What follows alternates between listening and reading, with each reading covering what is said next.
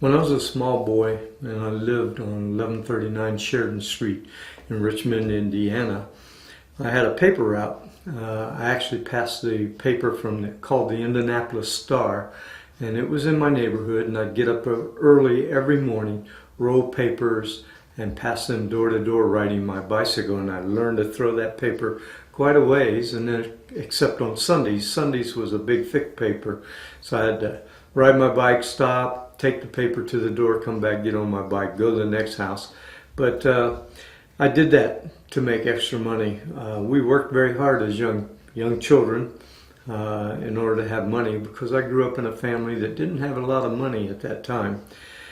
Also, another job I had when I was a young child was selling donuts door to door. I worked for a company called Donny Flake Donuts, and it was a neighborhood donut shop where I'd go up and pick up the donuts and I'd deliver them door to door to customers that bought them.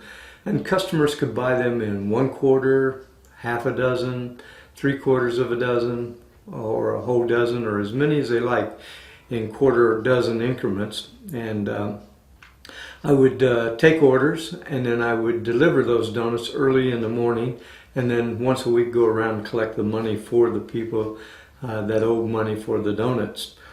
Another thing that I did in selling, because this is what I did for my living when I got older, but I didn't know that at the time. Every summer, because my family didn't have a lot of money, in order for me to go to camp, I was a member of the YMCA, and we would sell saltwater taffy, and you could cover the cost of going to camp, and I used to sell a lot of saltwater taffy at that time. And then, as all young boys back in those days, we mowed grass for money, we picked up leaves, we did odd jobs for our neighbors and people on the other streets. We also shoveled snow when the snow came in the winter.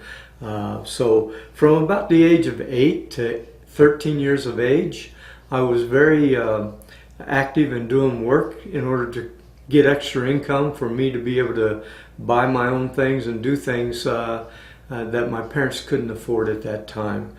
Anyway, it's one of the things that you can still do today at today's time is go out and work, and neighbors will pay you, or people in a neighborhood will pay you in order to do some jobs. You don't have to wait till you're old and going through college and then obtain your first job.